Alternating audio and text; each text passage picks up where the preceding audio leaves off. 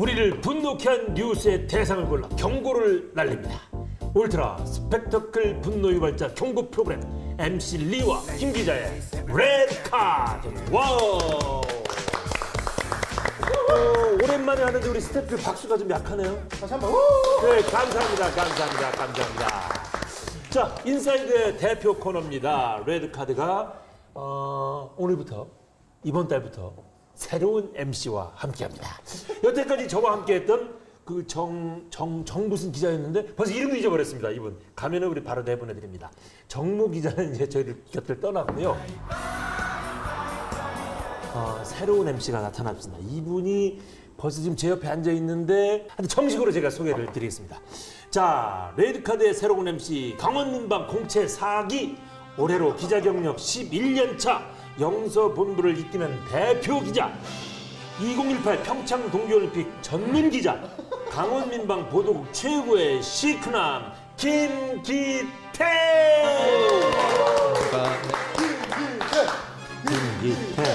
김기태. 내가 정말 이거는 우리 저기 메인 작가님이 써주셨는데 네. 마음에 드세요?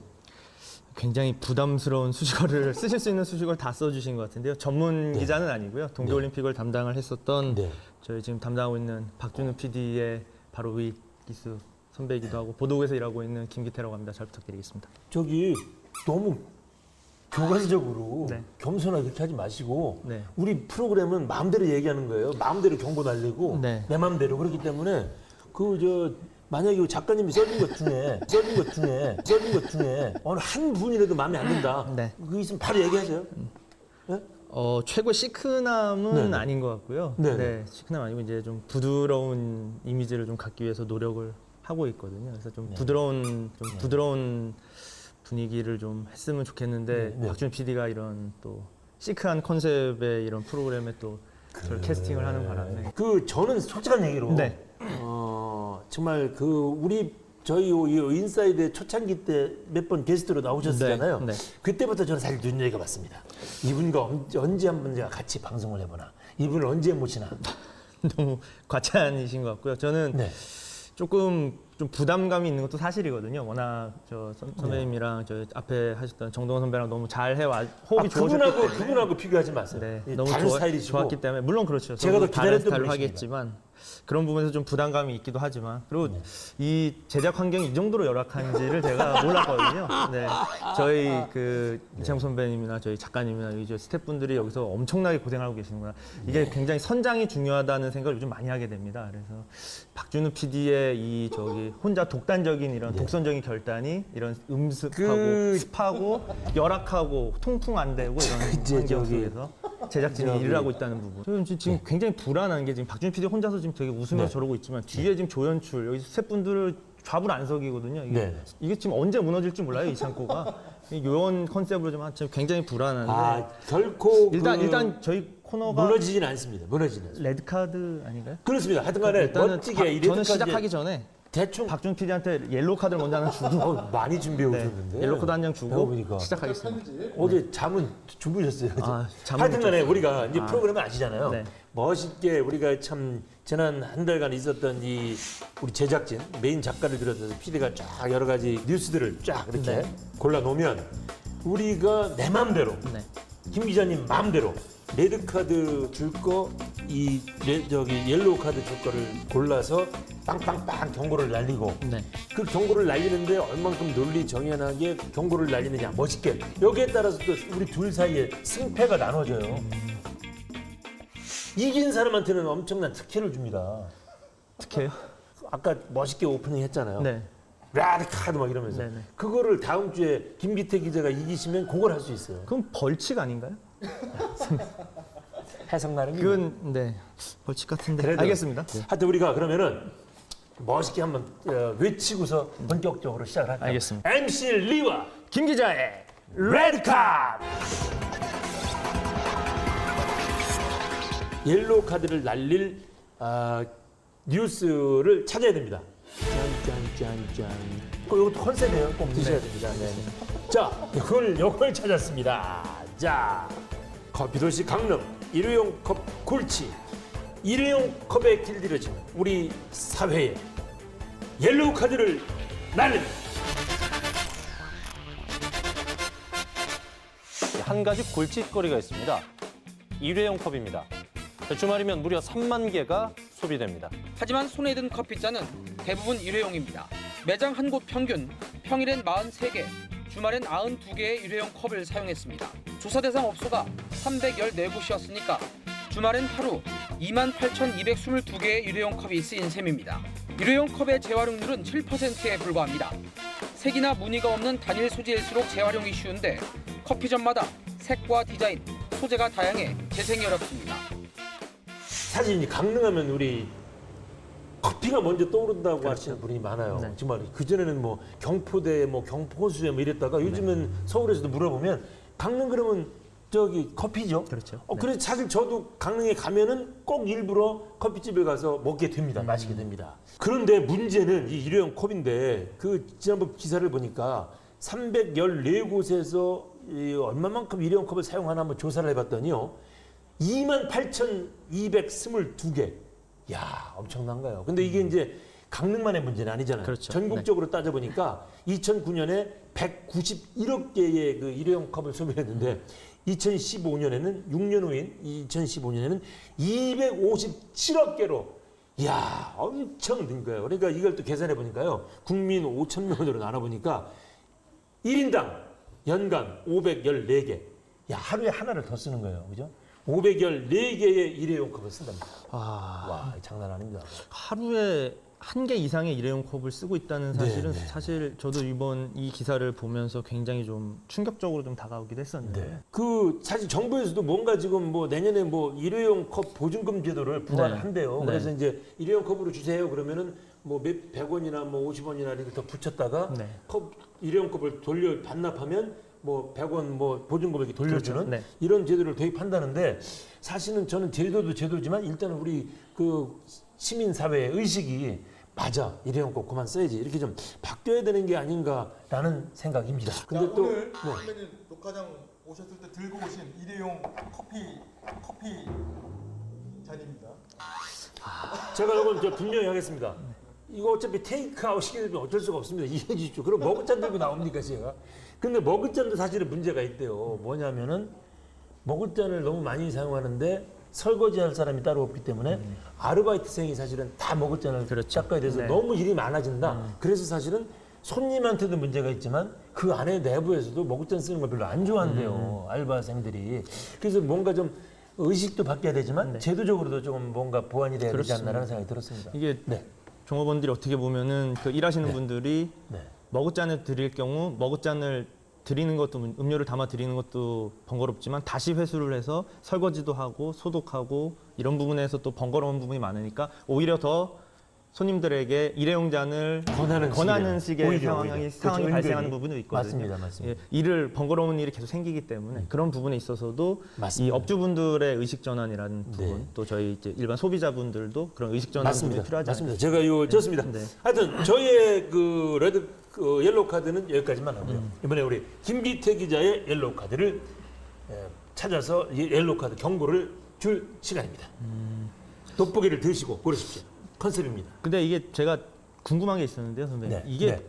제가 아직 나이가 그래도 이제 40이 아직 안 됐는데 이게 내일 모레면 40이잖아요. 예. 근데 이게 이러고 봐야 될 정도로 이게 제가 노안이 오진 않았거든요, 선배님. 시작이 굉장히 이거 예전 컨셉 이거 박준 PD 생각인 김 거죠. 기자님, 저도 이걸 가지고 그쵸, 봐야 선생님. 될 만한 노안은 아닙니다. 너무 자기적이고 그쵸. 구시대적인 네, 네, 연출에 네, 네, 대해서 네. 제작진들이 다 동의하시죠, 감독님? 이게 약간의 이런 좀 말씀을 하시고 하셔야 돼요. 조연출 분도 말씀하셔야 돼요. 얘기를 해주셔야 아니 돼요. 오늘 굉장히 도발적인데 첫 회부터. 여기가 지금 마음대로 하려면. 그러니까 마음대로 하는데 요원 컨셉이 요원 컨셉. 그러니까 찾으셔야 돼요. 아, 네. 아 그러니까. 아이, 시대로 하세요. 네, 아유, 일단 너무 이의를 제기하시는데. 네. 네. 알겠습니다. 일단 찾아보겠습니다. 네. 찾아보시죠. 이거 해야죠. 저는 네. 이걸로 하겠습니다.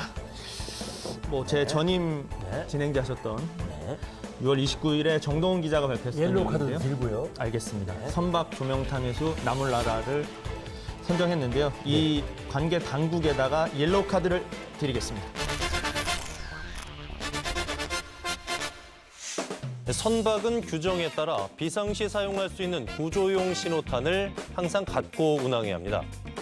하지만 유효기간이 지난 신호탄을 폐기할 수 있는 마땅한 방법이 없어 오히려 사고 위험을 높이고 있다는 지적이 나오고 있습니다.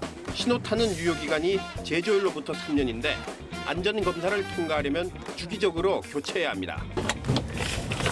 하지만 낚싯배들 대부분이 유효기간이 지난 신호탄을 이처럼 대부분 선박에 그대로 보관하고 있습니다. 규정이 없어 정상적으로 폐기할 방법이 없기 때문입니다.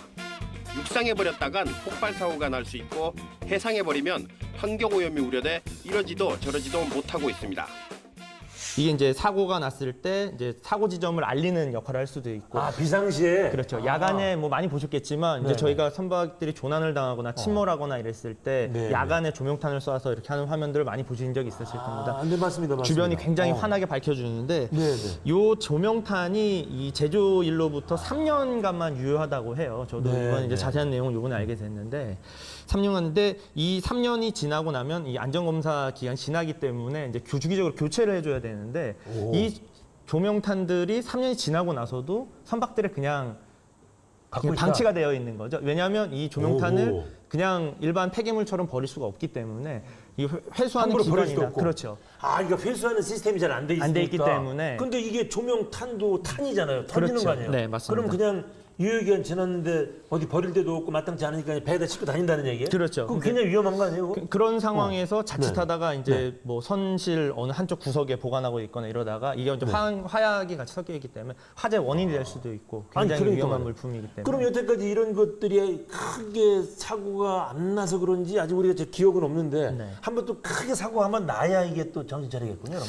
이게 참 우리 사회의 좀 안전 불감증과도 연결된 부분인 것 같은데요. 이런 네, 네. 부분이 지금 말씀하신 대로 사고가 한번 크게 난다고 하면 분명히 사고가 발생을 하면 뭔가 개선점이 또 만들어지겠죠. 하지만 제가 이 기사를 옐로카드로 선정한 이유는 조금 저희가 예전에 세월호 참사라든지 이런 부분을 통해서 네. 선박 안전이나 이런 해양 안전에 대해서 굉장히 관심을 많이 가졌지만 네. 실제로 속내를 들여다보면 아직까지도 빈틈이 많고 허점이 많다는 생각이 좀 많이 들게 된 그렇죠, 부분이었거든요. 근데 이게 언젠가는 터질 수도 있다는 거예요, 그죠? 그죠. 아무래도 시한폭탄처럼 저희가 계속 끌어안고서 그러니까 말이에요. 안 터지기만을 바라면서 어떻게 보면 지내고 있어 왔던 거죠. 아유, 그러고 이거는 정말 아무리 유효기간이 기간이 지났다 하더라도 언제든지 터질 수 있는 거니까 네. 정부 당국에서 빨리 좀 제대로 이제 소홀히 생각하는 것 그만하시고 확실한 대책을 좀 시스템을 갖췄으면 좋겠습니다. 네. 자, 이번에는 우리를 욱하게 열받게 하는 분노 유발자에게 레드 카드를 날리겠습니다. 찾아보겠습니다. 어떤 그 뉴스에 제가 레드 카드를 날리? 이 기사 저 열받게 했습니다. 참, 이거 정말 이 기사 보고서 이 전문 용어로 뚜껑 열릴 뻔했습니다. 근로시간 단축, 버스 운행 차질 불가피. 정부 당국에게 레드 카드를 날립니다. 근로시간 단축제가 적용되는데요. 근로자들의 여가 시간을 늘리기 위해서인데 부작용도 생기고 있습니다. 노동시간 단축으로 임금이 적어질 것을 우려한 버스 기사들이 잇따라 퇴직하면서 노선 버스 운행에 차질이 빚어지고 있습니다. 영월로 가는 강릉발 버스가 지난주부터 하루 3차례에서 1차례로 줄었습니다. 최근 버스 기사들이 대거 회사를 나가면서 운행 노선 감축이 불가피해진 겁니다. 운수업은 그동안 근로기준법 특례업종이라 노사가 합의하면 사실상 근무시간 제한이 없었습니다. 하지만 7월부터는 노선버스도 단계적으로 주 52시간 근로를 지켜야 합니다. 이 때문에 강원도를 비롯한 전국 대부분 지역 운수업계에 비상이 걸렸습니다. 주 52시간 근무제가 시행이 됐는데 일단 무슨 규제 처벌은 이제 좀 유예가 됐습니다만은 여하튼간에 정부가 준비를 쭉 해온 거지요. 우리 삶의 질을 높이기 위해서는 좋은데 문제는 우리 강원도 이러다 보니까 지금 여러 가지 그 노선버스 운행에 차질이 빚어지고 있습니다. 제가 조사를 해보니까 강릉에서 영월로 가는 시외버스는 하루에 3차례 운행하다가 지금은 1차례로 줄어들었습니다. 그리고 또 더 시골 같은 데서는요, 이게 또 기사들 구하기가 어렵다 보니까 이 운행 시간 자체를 한두 시간 이렇게 줄이는 곳도 많대요. 그러면은 일찍 버스가 떨어지니까 뭐 좀 늦게 일 끝나신 분들, 야간 자율학습 했던 학생들 이 발을 동동 구르고 집에 갈 수 없는 이런 상황이 벌어지고 있습니다. 결국은 누가 손해입니까? 국민들, 시민들, 도민들이 그렇죠. 지금 네. 큰 어려움을 겪고 있습니다. 자, 이런 제도를 도입할 때 각 언론에서 굉장히 많이 우려된다 목소리가 많았거든요, 사실은. 그런데도 전혀 준비하지 않고 제도 시행부터 앞서 치고 나가는 정부 당국 이해가 안 됩니다. 그래서 뭐 네. 그 정부 당국에서는 그 운수업체들한테 그 탄력 근로제라고 해서 네. 이제 그 버스 기사분들의 이제 주당 근무 시간을 이제 68시간으로 이제 조정을 좀 네, 이렇게 이제 해놨는데. 현재까지는 68시간만 그렇죠. 지키면 되니까. 예, 이게 네. 좀 약간 임시 방편적인 지금 조치인 그렇습니다. 거죠. 예, 네. 그래서 당장 내년 7월부터는 이 근로 시간이 52시간, 52시간으로 이제 단축이 되게 되거든요. 네. 이제 뭐 어떻게 보면은 임시 방편으로 68시간을 해놓는 바람에 조금의 시간은 좀 벌긴 했지만 네. 어쨌든 근본적인 해결책은 아니라는 부분인 거죠. 그렇습니다. 지금 이 그렇습니다. 상황이.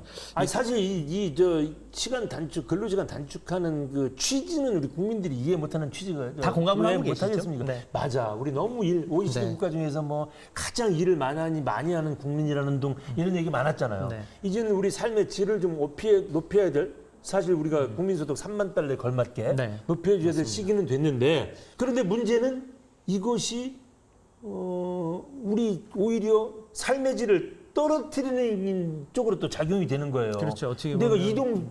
이동해야 되는데 버스가 안 와. 네.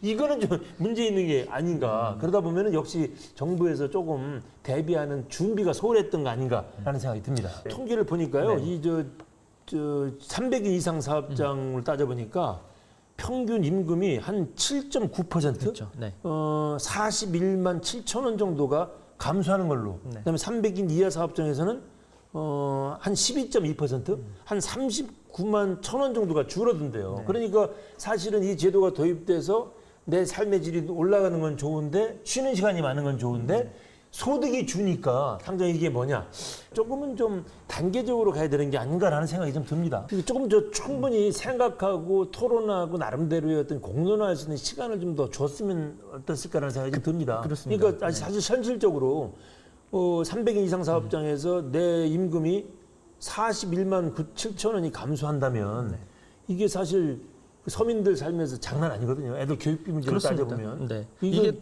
그래서 이런 대책들이 좀 많이 함께 준비됐어야 하는 게 아닌가라는 생각이 좀 들어서. 또 피고용자 입장에서는 그런 생각도 할 수가 있거든요. 이게 임금이 이만큼 줄어들면 네. 그 대체 인력들을 구해서 그렇죠. 회사 입장에서는 다시 고용을 해서 그렇죠. 일자리를 창출할 수 있는 어떻게 보면 정부 입장에서는 조금 더 큰 그림을 그리고 네네. 있는 건데 이게 일자리 창출로 가느냐 그렇지 않는 시스템으로 자꾸 어떻게 보면 회사 입장에서 사측에서는 조금 더 그렇죠. 그렇지 않은 방법으로 어떻게 편법이라고 보면 하죠. 쉽게 얘기해서 일자리 오히려 줄어드는 그렇죠. 그런 네. 우를 범할 마이너스 수 있기 때문에. 효과가 어떻게 맞습니다. 보면 지금 역효과가 나타나고 있는 부분이 있기 때문에 사회적 부작용이 지금 발생하고 그런 잡음이 일고 있기 때문에 이런 부분에 네. 대해서도 앞서 말씀해 주신 것처럼 정부에서 이런 당국에서 조금 더 심도 있는 고민 1안, 2안, 3안으로 했을 때 이랬을 경우 저랬을 경우에 대한 부분을 맞습니다. 조금 더 고민을 했었더라면 이런 혼란들을 현장 근로자들이 임금이 줄어서 불만이 생기고 또 일반 시민들은 대중교통을 편하게 이용할 수 없는 부분에 대해서 불만이 생기는 이런 부분은 막을 수 있지 않았을까 하는 생각이 듭니다. 자, 저의 레드카드는 여기까지만 하고요. 우리 김기태 기자의 레드카드. 어느 기사, 어느 뉴스에 날리고 싶으십니까? 찾아보시죠. 저도 한번 레드카드를 찾아보겠습니다. 네. 필요 없는 돋보기지만 역시 또 컨셉을 하시고. 네. 이거 잘 보긴 잘 보이네요. 네. 저는 네. 이 기사를 정하겠습니다. 뭐 많이 나왔던 얘기인데요. 네. 정선 알파인 경기장 초긴장 대기 중. 이 정선 알파인 경기장 문제점이 그동안 수차례 언급됐음에도 불구하고 이번에도 이렇게 장마철을 앞두고 이런 문제점이 대두되게 만든 정부 당국에게 레드카드를 드리겠습니다. 지난 2월과 3월 평창 동계올림픽 알파인 경기가 열렸던 슬로프는 온통 토성류로 뒤덮였습니다. 곳곳에서는 흙이 쓸려나간 흔적이 보이고 지하에서 나온 용출수와 지난밤 내린 빗물이 뒤섞여 계속 하류로 쏟아져 나오고 있습니다. 정선 알파인 경기장의 산사태 위험성은 지난 3월 산림청의 국가안전 대진단 당시 이미 예견됐습니다. 경기장 평균 경사가 43%, 최대 65.9%로 가파른 데다 1.5m 이상 쌓였던 눈이 한꺼번에 녹으면서 지반이 약해졌기 때문입니다. 네. 그건 저 본인이 쓰신 거 아니십니까? 본인이 쓰신 거 아니십니까? 제 기사가 맞는데요. 제가 아 그렇습니까? 네. 자기 기사라고 골랐구나. 네, 뭐 이거 요런 의혹 때문에 제가 선정을 할까 말까 굉장히 고민을 했었는데 자기 기사 키우는 자리인가 이게? 아유 참. 하여튼간에 네, 무슨 뭐 있었죠? 네. 그런 오해를 감수하고서라도 이 부분은 조금 언급을 해야 될 것 같아서 선정을 했습니다. 좋습니다. 네. 네. 한마디로 말해서 제가 정부 당국에 드리고 싶었다는 이 얘기는 정부 차원의 이 통합할 수 있는 컨트롤 타워의 부재라는 부분에 대해서 제가 레드카드를 드리고 싶었던 부분이거든요. 왜냐하면 이 경기장이 들어선 이 정선 가량산, 뭐 많은 분들이 중봉으로 알고 계신데 사실상은 하봉에 있는 경기장이거든요. 네. 정선 상봉, 가량산 상봉, 중봉, 하봉인데 하봉에 이제 설치가 된 슬로프인데 이게 이 땅 자체는 산림청 소유예요. 정선 가량산이 지금 슬로프가 들어서 있는 데가 그리고 나라 거죠, 그러니까. 그렇죠. 네. 이 부지를 이제 올림픽 시설을 담당 강원도가 빌려서 임차를 해서 사용을 한 거거든요. 근데 이제 이게 올림픽 당시에도 이게 경기장 조성 당시에도 가량산이 생태 환경에 대해서 이제 환경 훼손 논란이 맞아요, 계속 맞아요. 일면서 예. 경기장 공사를 들어가지 못하고 뭐 들어가는데도 제동이 걸리고 이런 부분이 굉장히 많았어요, 당시에도. 그러다 보니까 이 경기장을 조성하는데 시간이 촉박해지고 예산 확보에도 문제가 생기고 이러다가 우여곡절 그때 겨우 간신히 올림픽을 치러냈거든요. 치르고 난 다음에 보니까 이 올림픽 직후에 끝나고 나니까 당초에 경기장을 조성할 당시에 약속을 했던 환경단체의 약속, 완전 복원 부분에 대한 부분, 이 부분이 또 논란이 일기 시작을 한 거죠. 저는 뭐 그게 애초에 우리가 올림픽 이전부터 가량산에다가 네. 활강 경기장을 만들겠다는 결정이 나올 때부터 있었던 논란이잖아요. 그렇죠. 근데 네. 그 논란이 네. 논란만 하다가 큰 사고를 합니다, 정말로. 그렇죠. 일단은 안전이 더 중요한 거잖아요. 네. 그런데 그 논란이 아직도 있다는 것도 제가 이해를 잘 못하겠어요. 근데 정부에서는 정부 입장은 지금 그렇다면서요. 빨리 저 복원하자라는 거고. 근데 강원도에서는 아니야, 다음에 더 큰 대회도 하나 또 국제 대회 하나 유치할 때까지 쓰자 이거라면서요. 지금 복원을 당초 약속대로 복원을 원하는 곳은 산림청 일단 네네. 땅 주인인 산림청과 네. 환경부, 예. 환경부와 또 환경 단체들은 네. 약속대로 보존 이제 원래 보존이 아닌 네. 그 복구를 원하고 있는 거고요. 네.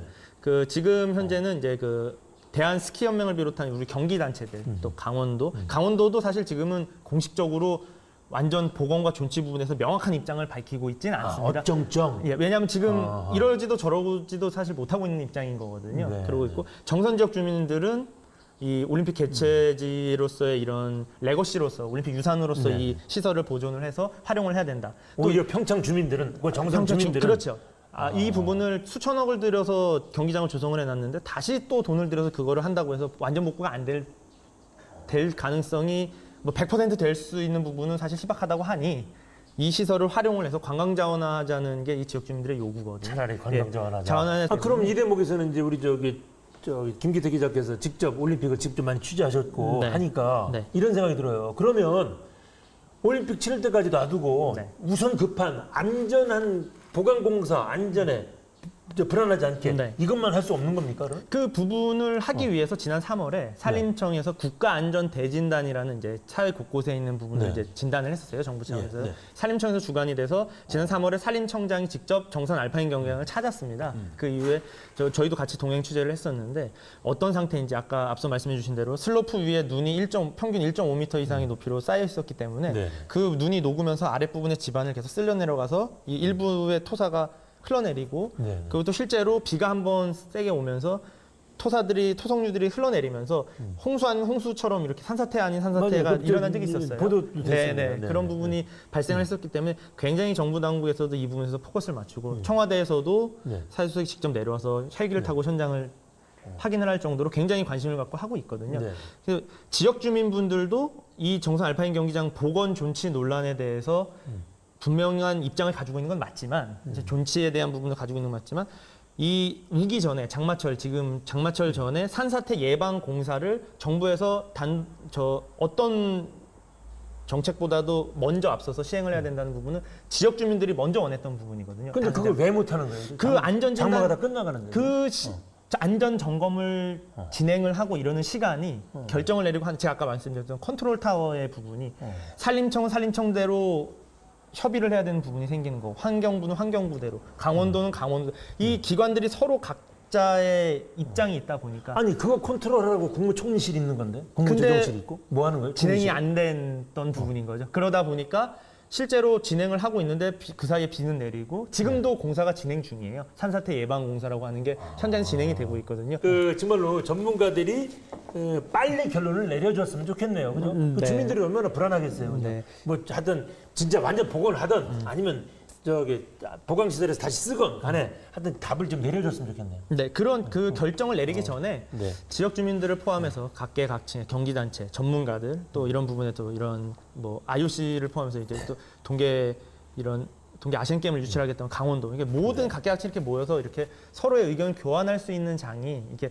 뭐 아까 말씀해주신 대로 국무총리실이라든지 아니면 뭐 행정안전부에서 총대를 메워서 같이 모여서 좀 논의할 수 있는 자리가 마련이 된다면 서로의 의견을 교환도 할 수 있고 그런 부분에서 또 저희가 생각하지 못했던 또 다른 또 좋은 아이디어가 나올 수 있거든요. 네, 많이 공론에 붙여서 예, 공론에 붙이는데 토론했어요. 그러기에는 좋았습니다. 저희 컨트롤 타워도 없었고 시간도 부족했고 이렇게 복합적인 부분이 작용을 하면서 이번에 이런 산사태 우려의 상황까지 온 게 아닌가라는 생각이 들어서 역시 또 언론의 책임과 의무는 이런 건이 있을 때 네. 그 부족하고 안타까운 부분을 계속 보도하는 거예요. 그죠? 네. 계속 취재해 주시고 계속 보도해 주시면 고맙겠습니다. 네. 자, 오늘 이 정도 하고요. 드디어 우리의 승패를 가름하는 시간이 됐습니다. 네. 저분들 지금 저 지적봉 들고서 지금 대기하고 계시잖아요. 우리 스태프들이. 네, 네. 자, 결정하겠습니다. 네. 하나, 둘, 셋, 셋, 셋. 너무 죄송하다. 너무 죄송하다. 선생님 지금 좋아하시는 거죠? 담배 안 해도 되셔서. 이런 일이 처음이야.